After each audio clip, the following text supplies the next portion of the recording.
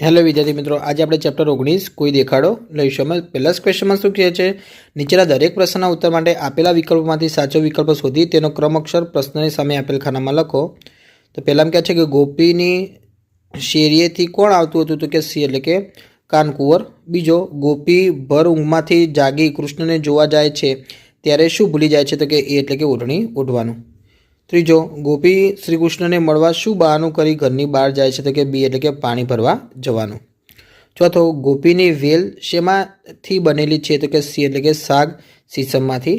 પાંચમો, ગોપી બળદોને વેલડીમાં જોડીને ક્યાં જાય છે, તો કે ડી એટલે કે અમરાપુર. છઠ્ઠો, ગોપી શેમાંથી શીરો બનાવે છે, તો કે એ એટલે કે દૂધને સાકરમાંથી. પ્રશ્ન બીજો, કૌંસમાં આપેલા શબ્દોમાંથી યોગ્ય શબ્દ પસંદ કરી કાવ્ય પંક્તિઓ પૂર્ણ કરો. તો પહેલામાં શું કહે છે, હું તો ખાલી જગ્યાને જોવા નિસરી રે લોલ, પછી ઓઢિયાના અંબર વિસરી રે લોલ એટલે કે ઝબકી આવશે. બીજો, હું તો પાણીડાની મસે જોવા નિસરી રે લોલ, ખાલી જગ્યાને પાટલી વિસરી રે લોલ એટલે આવશે ઈંટોણી. ત્રીજો, સાગ રે સીસમની મારી વેલડી રે લોલ, નવલે સુતારે ઘડી ખાલી જગ્યા રે લોલ તો આવશે પિંજડી. ચોથો, મેં તો દૂધ ને સાકરનો શીરો કર્યો રે લોલ, ખાલી જગ્યા ત્રાંસમાં ટાઢો કર્યો રે લોલ તો કે આવશે ત્રંબાડું. પાંચમો, હું તો જમવા બેઠીને ખાલી જગ્યા સાંભળ્યા રે લોલ, કંઠેથી કોળિયો ન ઉતર્યો રે લોલ તો કે જીવણ. છઠ્ઠો, મને કોઈ રે દેખાડો ખાલી જગ્યાને રે લોલ, કોળિયો ભરાવું જમણા હાથનો રે લોલ તો આવશે દીનાનાથ. પ્રશ્ન ત્રીજો, નીચેના પ્રશ્નનો ઉત્તર એક બે વાક્યમાં લખો. પહેલામાં કીધું છે કે આ કાવ્યમાં કોની વાત છે, તો કે આ કાવ્યમાં શ્રી કૃષ્ણ અને ગોપીની વાત કરી છે. બીજો, ગોપી શા માટે ભર ઊંઘમાંથી ઝબકીને જાગી, તો કે ગોપી પોતાની શેરીમાંથી મુરલી વગાડીને પસાર થતાં શ્રી કૃષ્ણને જોવા ભર ઊંઘમાંથી જાગી. ત્રીજો, ગોપી બહાનું કાઢીને પાણી ભરવા જાય છે ત્યારે શું ભૂલી જાય છે, તો કે ગોપી બહાનું કાઢીને પાણી ભરવા જાય છે ત્યારે ઈંઢોણીને પાટલી ભૂલી જાય છે. ચોથો, ગોપી વેલડી સાથે કોને જોડે છે, તો ગોપી વેલડી સાથે ધોળા ને ભૂખરા એમ બે બળદને જોડે છે. પાંચમો, ગોપી અમરાપુર નગરી કેમ જાય છે, તો કે ગોપીને જાણવા મળ્યું છે કે શ્રી કૃષ્ણ અમરાપુરી નગરીમાં વસે છે તેથી તે ત્યાં જાય છે. છઠ્ઠો, ગોપીના કંઠેથી શીરાનો કોળિયો કેમ ઉતરતો નથી, કે ગોપી શીરો જમવા બેસે છે ત્યારે તેને શ્રી કૃષ્ણ યાદ આવે છે તેથી તેના કંઠેથી કોળિયો ઉતરતો નથી. સાતમો, આ કાવ્યમાં કૃષ્ણને બીજા કયા કયા નામે સંબોધન કરવામાં આવ્યું છે, તો કે આ કાવ્યમાં કૃષ્ણને કાનકુંવર, હરિ, જીવણ, દીનાનાથ નામે સંબોધન કરવામાં આવ્યું છે. પ્રશ્ન 4, નીચેના પ્રશ્નના ઉત્તર 2-3 વાક્યમાં લખો. તો પહેલામાં શું કહે છે કે કૃષ્ણને મળવા ગોપી શી તૈયારી કરે છે, તો કે કૃષ્ણને મળવા ગોપીએ નવલ સુતાર પાસે સાગને સીસમની વેલડી તૈયાર કરાવી. તે વેલડી સાગ અને સીસમની બનેલી હતી જેને નવલા સુતારે ઘડી હતી, જેમાં ધોળા અને ભૂખરો એમ બે બળદ જોડ્યા હતા. બીજો, ગોપીની વેલનું વર્ણન કરો. તો કે ગોપીએ જ્યાં આવવાનું એક જ બારણું હોય એવી પિંજડી એટલે કે વેલડી તૈયાર કરાવી. તે વેલડી સાગ અને સીસમની બનેલી હતી જેને નવલા સુતારે ઘડી હતી, જેમાં ધોળા અને ભૂખરા એમ બે બળદ જોડ્યા હતા. પ્રશ્ન 5, નીચેના પ્રશ્નના ઉત્તર 4-5 વાક્યમાં લખો. તો પહેલામાં કહે છે, તમારા ઘરે કોઈ મહેમાન આવવાના હોય તો તમે શી તૈયારી કરો, તો કે મહેમાન આવવાના હોય તે પહેલાં મારા ઘરે બધી તૈયારી કરવામાં આવે છે, જેમ કે ઘરની વ્યવસ્થિત સાફ સફાઈ કરવામાં આવે છે, તેમના ભોજન માટે વિવિધ વાનગીઓ બનાવવામાં આવે છે. જો તેઓ રાત્રે રોકવાના હોય તો તેમના માટે અલગ અલગ ઓરડામાં પલંગ, પથારી, ગાદલા, ઉશિંકા, ચાદર વગેરેની વ્યવસ્થા કરવામાં આવે છે. પછી આવશે પ્રશ્ન 6, કાવ્ય પંક્તિને ઉદાહરણ મુજબ ગદ્ય સ્વરૂપે લખો. તો ઉદાહરણ છે એ રીતે લઈશું આપણે. પહેલો પ્રશ્ન તો કે મુખેથી મુરલી વગાડતા રે લોલ, તો આવશે શ્રી કૃષ્ણ મુખથી મુરલી વગાડતા હતા. બીજો, હું તો પાણી ડાની મસે જોવા નિસરી રે લોલ એટલે કે હું તો પાણી ભરવાના બહાને જોવા નીકળી. ત્રીજો, અમરાપરના તે ચોકમાં દીવા બળે રે લોલ, તો કે અમરાપુરીના ચોકમાં દીવા બળે છે. ચોથો, મને કોઈ રે દેખાડો દીનાનાથ રે લોલ, તો કે મને કોઈ દીનાનાથના દર્શન કરાવો. પ્રશ્ન 7, અહીં આપેલ વાક્યને વાંચીને એને અનુરૂપ કાવ્ય પંક્તિ કાવ્યને આધારે લખો. પહેલો છે હું ઊંઘમાંથી ઝબકીને જોવા માટે નીકળી, તો કે હું તો ઝબકીને જોવા નિસરી રહેલો. બીજો હું ઈંઢોળી અને પાટલી ભૂલી ગઈ, તો કે ઈંઢોળીને પાટલી વિસરી રહેલો. ત્રીજો મારી વેલ શાક અને સીસમની છે, તો કે શાક રે સીસમની મારી વેલડી રહેલો.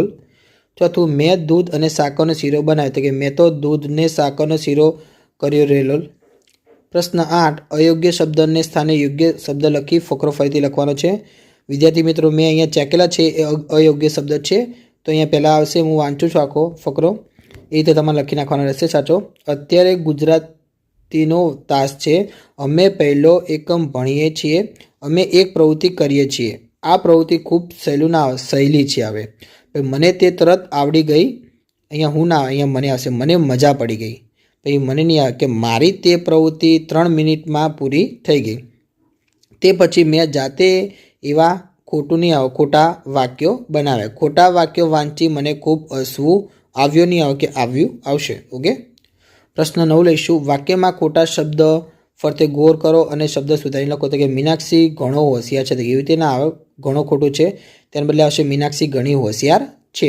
બીજો રાજેશ રમતા રમતા પડી ગઈ, તો ગઈ ના આવે, રાજેશ રમતા રમતા પડી ગયો આવે છે. ત્રીજો સ્નેહા બોલવા તૈયાર થઈ જાઓ, તો જાવ ના આવે, તો સ્નેહા બોલવા તૈયાર થઈ જા. ચોથો બાએ વાડામાંથી નકામા છોડ દૂર કરી, તો કે કરી ના આવે, તો કે બાએ વાડામાંથી નકામા છોડ દૂર કર્યા હોય. પાંચમો ભાઈ બહેને ધમાલ કરી મૂક્યા, તો કે મૂક્યા ના આવે, તો કે ભાઈ બહેને ધમાલ કરી મૂકી આવે. છઠ્ઠો નિરાલી જામફળ લાવ્યા, તો કે લાવે ના આવે, નિરાલી જામફળ લાવી આવે. પ્રશ્ન 10 નીચેના શબ્દોના પ્રાસવાળા શબ્દો કાવ્યમાંથી શોધીને લખો. તો કે નિસરી, તો કે વિસરી. પછી જોડિયા, તો કે છોડિયા છે તો જોડિયા આવશે. પ્રશ્ન 11 નીચેના શબ્દોની જોડી સુધારીને લખો. તો કે કાન કુંવર, મોરલી, સીસમ, સુતાર, પછી શીરો, આ રીતે લખાય. પ્રશ્ન 12 નીચેના શબ્દોના બે સમાનાર્થી શબ્દ લખો. તો કે શેરી, તો કે ગલી અને ફળિયું. નિસરી, તો કે ચાલી અને નીકળી. ત્રીજું અંબર, તો કે વસ્ત્ર અને કપડું. પછી ચોથું ઝબકવું, પછી કે ચમકવું અને ચોંકવું. પાંચમું ઘડવું, તો કે રચવું અને બનાવવું આવશે. પ્રશ્ન તે નીચેના અનેકાથી શબ્દોના અર્થ લખો. તો કે કંઠ, તો કે ગળ્યું, હેડિયો, કાંટલો, અવાજ. બીજું હરિ, તો કે વિષ્ણુ, કૃષ્ણ, ઘોડો, સિંહ, ચંદ્ર, વાનર. ત્રીજું અંબર, તો કે આકાશ, વસ્ત્ર, રેશમી સાડી, વાદળું, ભંડાર આવશે. પ્રશ્ન 14 નીચેના શબ્દ સમૂહ માટે એક શબ્દ લખો. તો કે માથા પર વજન ઉચકતી વખતે વચ્ચે મૂકવામાં આવતો લુંગાડાનો વીંટો, તો કે ઈંઢોળી આવશે. બીજું ભૂરા રંગનો બળદ, તો કે તાંબડો. ત્રીજું તાંબાનો ઊભા કાનવાળો થાળ, તો કે ત્રાંબાળું આવશે. પ્રશ્ન 15 નીચેના શબ્દોને શબ્દકોશના ક્રમમાં ગોઠવો.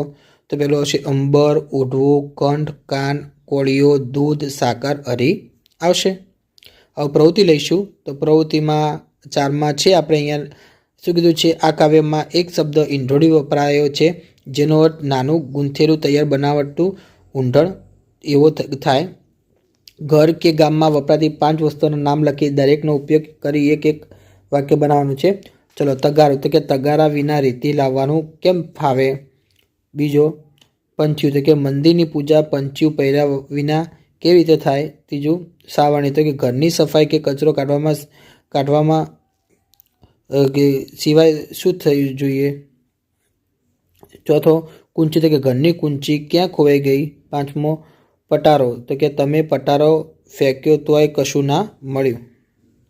પ્રશ્ન 5 ઉદાહરણ મુજબ વાક્ય આગળ વધારો. તો કે બહુ ઠંડી પડે છે આજ રાતના, કે ચાલ, તો કે હવે કરીએ તાપણું મેદાનમાં. બીજો આજ પડી છે રજા નિશાળમાં, કે ચાલ હવે રમીએ ખુલ્લા મેદાનમાં. ત્રીજું મસ્ત વરઘોડો નીકળ્યો છે ગામમાં, કે ચાલ હવે નાચીએ વનરાજાની જાનમાં. ચોથો જુઓ પતંગ ચગ્યા છે આકાશમાં, કે ચાલ હવે લડાવીએ પેચ મિત્રોના સંગાથમાં. પાંચમો આજ પપ્પાનો ગુસ્સો છે આસમાનમાં, કે ચાલ હવે ચૂપચાપ ભણવા બેસીએ ઘરમાં. છઠ્ઠો એક ગલુડિયું આવ્યું નિશાળમાં, કે ચાલ હવે રમાડીએ લઈ ખોળામાં. વિદ્યાર્થી મિત્રો તમને મારા વિડીયો ગમ્યા તો ચેનલ લાઇક શેર અને સબસ્ક્રાઈબ કરવાનું ભૂલતા નહીં.